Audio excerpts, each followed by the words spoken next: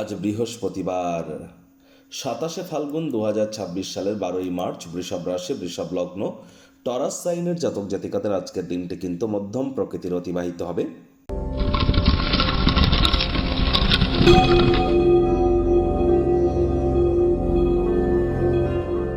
ভিডিওটির শুরুতে স্ক্রিনে আপনারা দেখতে পাচ্ছেন বৃহস্পতির বীজ মন্ত্র ওম গ্রাং গ্রিং গ্রং স গুরবে নমঃ।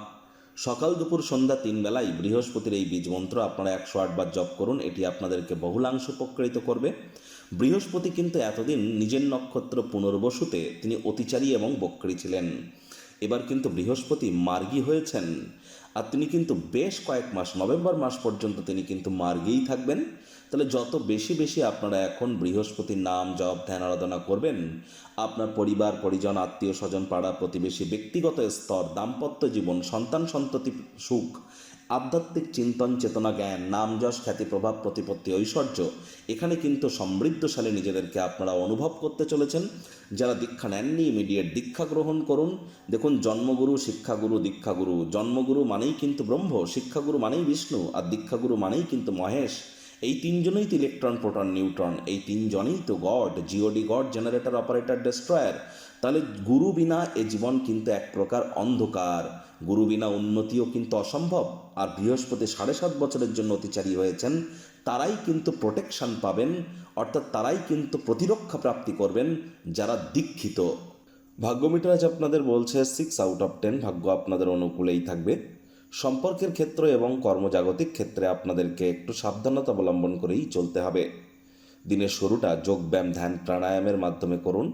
মন্দির মসজিদ গুরুদ্বারা ভ্রমণ করুন। আধ্যাত্মিক কর্তাকর্ত্রীদের সংস্পর্শে যান। মানসিক প্রশান্তি আপনারা প্রাপ্তি করতে চলেছেন।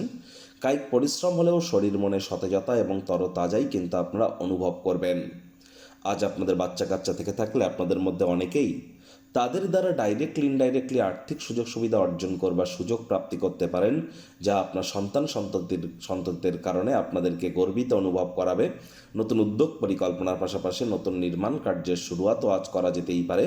চাকরিজীবীদের অফিসে কম কথা বলে কাজ বেশি করতে হবে, মনের থেকে মস্তিষ্ককে বেশি দাম দিতে হবে। কোনো প্রকার অফিস পলিটিক্স বা গসিপিংয়ের অংশ যেন হবেন না। বসের কিন্তু কুনজরে আপনারা পড়ে যেতে পারেন। রাজনীতিবিদ যারা আছেন জনসংযোগ বৃদ্ধি করুন। হার্ডওয়ার্ক, কঠোর কায়িক পরিশ্রমের কোনো বিকল্পই কিন্তু নেই। শিক্ষার্থী বিদ্যার্থীদের পড়াশোনায় মনোযোগ আরও বৃদ্ধি করতে হবে। উচ্চশিক্ষার জন্য যারা বিদেশ যাত্রার কথা ভাবছিলেন, ভাগ্যদেবীও আজ আপনাদের পক্ষে নেই। সন্তান সন্ততি থেকে থাকলে তাদের দিকে সজাগ দৃষ্টি আপনারা বজায় রাখুন। হাউস ওয়াইফ যারা আছেন দিনের শুরুটা তাড়াতাড়ি করুন। প্রেমিক প্রেমিকা, স্বামী স্ত্রী, ভালোবাসার মানুষের চরিত্র নিয়ে সন্দেহবাতিক যেন হবেন না। তৃতীয় কোনো ব্যক্তিকে ভুলেও সম্পর্কের মধ্যে প্রবেশ করতে দেবেন না, সম্পর্কের দুর্বলতা বাড়তে পারে। আত্মীয় স্বজন বা বন্ধু বান্ধবদেরকে যদি আর্থিক দিকটি সামলাতে দেন, তাহলে খরচ কিন্তু বাজেট ছাড়িয়ে যেতে পারে।